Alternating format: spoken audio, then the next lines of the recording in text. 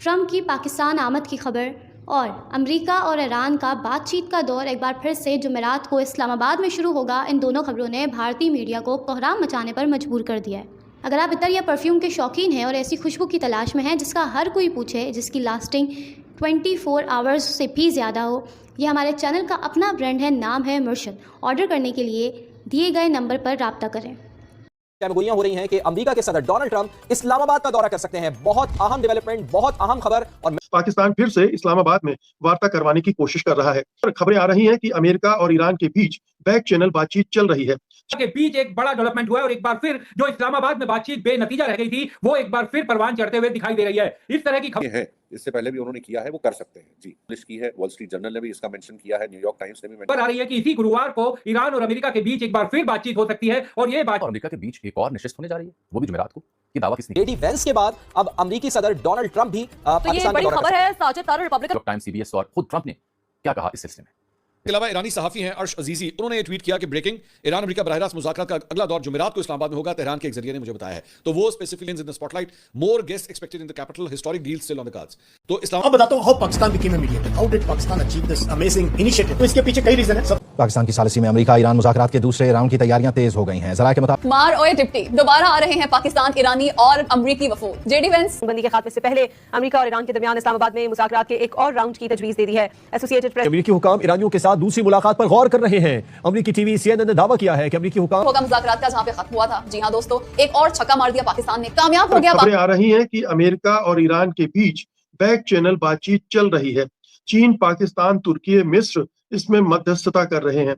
कहा तो ये भी जा रहा है कि जल्दी ही दूसरे दौर की वार्ताएं भी हो सकती हैं। पाकिस्तान फिर से इस्लामाबाद में वार्ता करवाने की कोशिश कर रहा है। अब वहां पे फिर से कोशिशें जारी हैं। जाहिर बात है कि इसमें पाकिस्तान भी इन्वॉल्व है। वो फिर से कोशिशें, वो उनकी जो कूटनीति है, वो एक डिप्लोमेसी की मास्टर क्लास चला सकते हैं। वो बड़े होशियारी से ऐसे जो ग्लोबल क्राइसिस होते हैं उनको मैनेज करते हैं। जैसा कि आपने अपने इंट्रोडक्शन में बताया, जारी है कि एक अमेरिका और ईरान की बातचीत फिर से शुरू हो, और इस्लामाबाद ने पब्लिकली आज कह दिया है कि हम कोशिश ये कर रहे हैं कि दूसरा राउंड भी इस्लामाबाद में हो।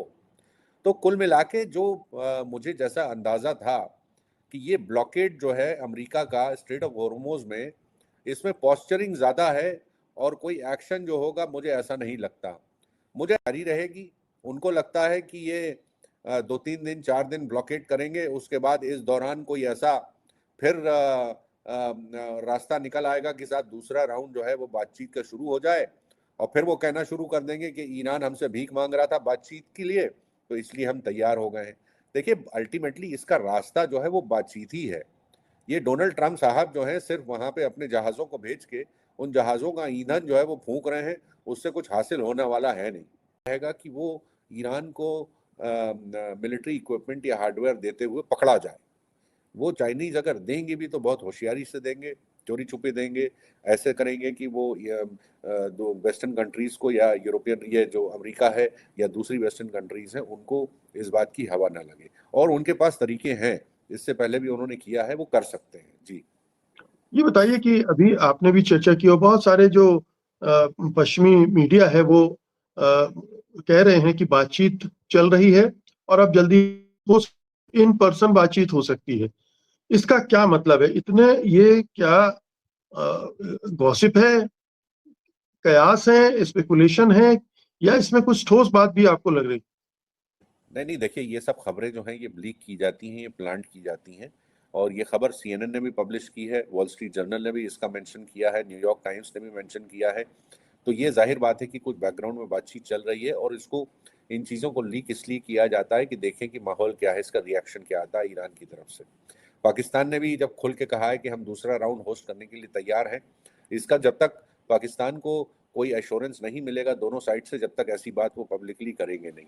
इसका मतलब कि बात जो है काफ़ी आगे तक हो रही है, और हो सकता है कि ये जो सीज फायर के ख़त्म होने के पहले एक राउंड बातचीत, दूसरा राउंड जो है वो हो। उसमें अच्छी बात यह है कि चूंकि पहले राउंड में काफ़ी इंफॉर्मेशन राइटिंग में एक्सचेंज किया गया है, दोनों कंट्रीज़ ने अपनी अपनी पोजीशन जो है वो क्लियर की है। इतना वक्त निकला है जब दोनों साइड्स को मौका मिला है कि वो उनकी एक दूसरे की पोजीशंस को स्टडी करें, और जाहिर बात है कि अगर सेकंड राउंड इसमें होगा तो उसका एडवांटेज ये रहेगा कि दोनों कंट्रीज अपनी पोजीशंस जो है अकॉर्डिंगली रिकैलिब्रेट करके और तभी टेबल पे आएंगे। अदरवाइज टेबल पे जाने का मतलब नहीं है अगर उनकी वही पुरानी पोजीशंस बरकरार है। तो इसमें दोनों साइड को फ्लेक्सिबिलिटी दोनों साइड को शो करनी पड़ेगी। ईरान को थोड़ा पीछे हटना पड़ेगा और अमेरिका को हो सकता है ज़्यादा हटना पड़े, क्योंकि इस टाइम ईरान का लेवरेज है स्ट्रेट ऑफ हॉर्मुज़ का और वही उनकी प्रायोरिटी है। ये हो सकता है कि ये न्यूक्लियर जो यूरेनियम का जो एनरिचमेंट का जो डेडलॉक है, अमेरिका ने 20 साल का डिमांड किया है, ईरान ने सिर्फ 5 साल का ऑफर किया है। हो सकता है 20 का कोई रास्ता निकल आए। रशिया ने फिर अपनी बात दोहराई है कि वो ईरान का जो एनरिच्ड यूरेनियम है जो 441 किलोग्राम करीब 1000 पाउंड है, वो उसको रशिया ने कहा है कि हम इसकी कस्टडी ले सकते हैं। दूसरा ऑप्शन ईरान ने दिया है कि ऑन साइट उसको डी एनरिच किया जा सकता है IAEA की मॉनिटरिंग में। अमेरिका का ये कहना है कि ये 441 किलोग्राम आप कंट्री से बाहर निकालिए, उसको ईरान की टेरिटरी में नहीं रखा जा सकता। तो यही छोटी बहुत बड़े इश्यूज नहीं है। देखिए डायलॉग जो है ये बहुत बड़े इश्यूज नहीं है। मेरे ख्याल से ईरान ने पहले राउंड में मना इसलिए कर दिया क्योंकि वो थोड़ा सा अपना जो है वो एक पोजीशन लेना चाहता था कि हम इतनी जल्दी आसानी से आपकी बात नहीं मानेंगे जब तक हमें कुछ सब्सटेंशियल टेंजिबल ना मिले। जैसे उनका जो $26 बिलियन के एसेट्स हैं अनफ्रीज होना है, तो वो भी कोई लॉन्ग टर्म कमिटमेंट चाह रहे हैं। भाई ईरान का इस टाइम ये कहना है कि अगर आप हमसे 20 साल का कमिटमेंट मांग रहे हैं तो आप भी तो हमें कोई 10 साल का कमिटमेंट दीजिए कि भाई 10। नमस्कार, मैं हूं विक्रांत यादव और आप देख रहे हैं आपका अपना चैनल दा स्वतंत्र। ईरान और अमेरिका के बीच एक बड़ा डेवलपमेंट हुआ है और एक बार फिर जो इस्लामाबाद में बातचीत बेनतीजा रह गई थी वो एक बार फिर परवान चढ़ते हुए दिखाई दे रही है। इस तरह की खबर आ रही है कि इसी गुरुवार को ईरान और अमेरिका के बीच एक बार फिर बातचीत हो सकती है और ये बातचीत जिनीवा या इस्लामाबाद पाकिस्तान में हो सकती है। बहरहाल बातचीत कहीं भी हो, लेकिन अगर बातचीत की टेबल पर एक बार फिर ईरान और अमेरिका आते हैं तो इसका स्वागत ही होना चाहिए। इस मुद्दे पर बातचीत करने के लिए हमारे साथ मौजूद हैं देश के वरिष्ठ पत्रकार सतीश के सिंह। सतीश सर, बहुत बहुत स्वागत है दा स्वतंत्र पर। सर, कल ट्रंप साहब ने एकदम कर्फ्यू लगा दिया था हॉर्मुज़ स्ट्रेट के बाहर और कह दिया कि कोई शिप जाने नहीं देंगे, और अब यह खबर आ रही है कि बैक चैनल बातचीत के प्रयास चल रहे हैं, दोनों ही पक्ष चाहते हैं बातचीत हो और इसी हफ्ते गुरुवार को बातचीत हो भी सकती है। किस तरह से सर इस पूरे डेवलपमेंट को देखा जाए? विक्रांत जी, धन्यवाद आपका। और सबसे पहले तो ये कि हमारा जो देश है वो बिहार और बंगाल में व्यस्त है। हाँ, लेकिन इतनी बड़ी समस्या पूरे दुनिया को घेर रही है। हमको लगता है इस पर ज्यादा आपने बड़ा अच्छा किया जो इसी पर बातचीत कर रहे हैं। देखिए, मुझे ऐसा लगता है कि थोड़ा अतिशयोक्ति जरूर होगी, लेकिन ये वक्त है पूरे दुनिया का कि साथ ही साथ ईरान और अमेरिका या ईरान दोनों के खिलाफ होया जाए। आप इस चीज को सुनिए जी।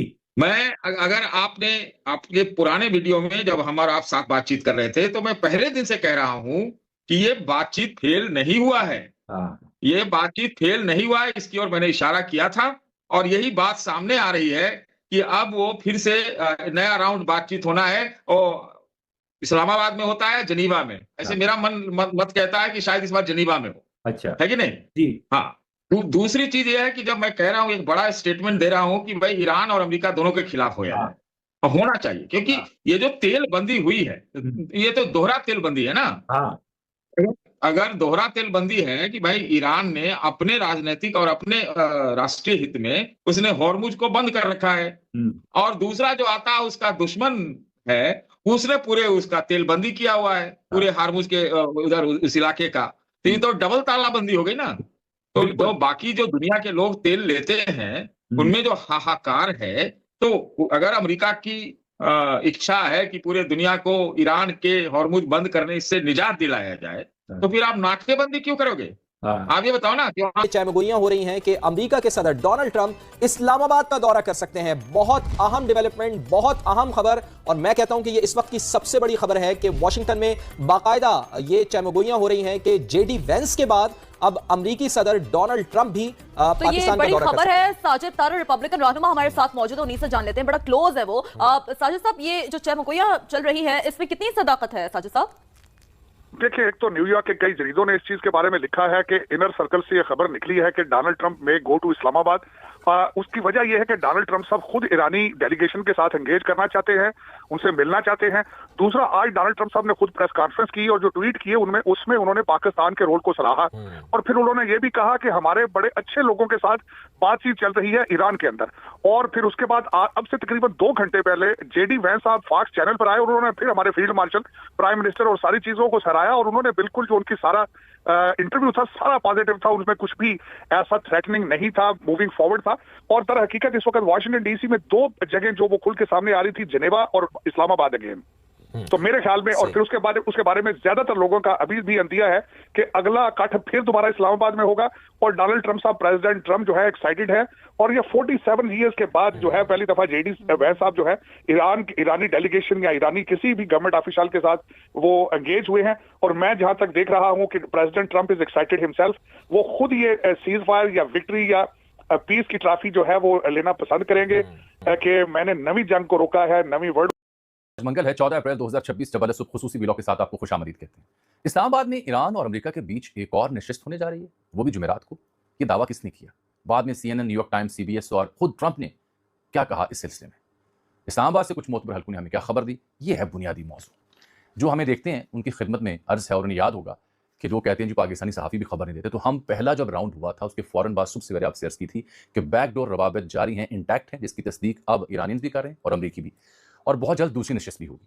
तो वो खबर दुरुस्त मालूम हो रही है। लेकिन ये जो जुमेरात का दिन और इस्लामाबाद की कहानी है, ये किसी दोनों के रद्द-ए-अमल का इंतजार कर रहा है। इस्लामाबाद जो है वो अभी भी पूरी तरह एक्टिव है और वो कोशिश कर रहा है कि ये मुज़ाकरात का दूसरा दौर भी जो है वो इन दोनों मुल्कों में हो। Even though, and this is something very good, कि बेशक के अलावा ईरानी सहाफ़ी हैं अर्श अजीज़ी, उन्होंने ये ट्वीट किया कि ब्रेकिंग, ईरान अमेरिका बराह रास्त मुज़ाकरात का अगला दौर जुमेरात को इस्लामाबाद में होगा, तेहरान के एक जरिए ने मुझे बताया है। तो वो स्पेसिफिकली दिन भी कह रहे हैं कि जनाब जुमेरात को जो है वो अगला दौर यहाँ पे मुज़ाकरात का होने जा रहा है। आई डोंट नो ये किस हद तक बात सही है। In the spotlight, more guests expected in the capital, historic deals still on the cards.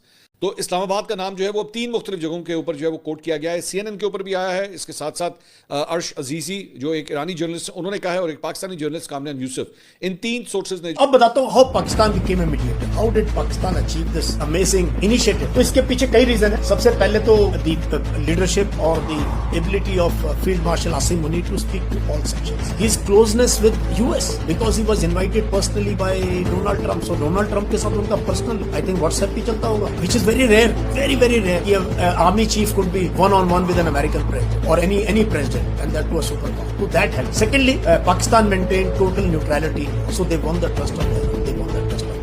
They condemned the attacks. They condemned the attack on the Kurds. They condoled the death of Ayatollah Khomeini. And ये Lebanon में हुआ outrightly UN के अंदर पाकिस्तान का जो permanent ambassador है उन्होंने unequal terms में इसराइल की बहुत बुरी तरीके से कंडेमनेशन की। So they won the trust of Tehran and they had the trust of Trump because वैसे US और पाकिस्तान के रिलेशन जो है किस टाइप के सब। पाकिस्तान की सालिसी में अमेरिका ईरान मुज़ाकरात के दूसरे राउंड की तैयारियां तेज हो गई हैं। ज़राए के मुताबिक अमेरिका ईरान मुज़ाकरात का दूसरा राउंड भी इस्लामाबाद में ही होने का इम्कान है।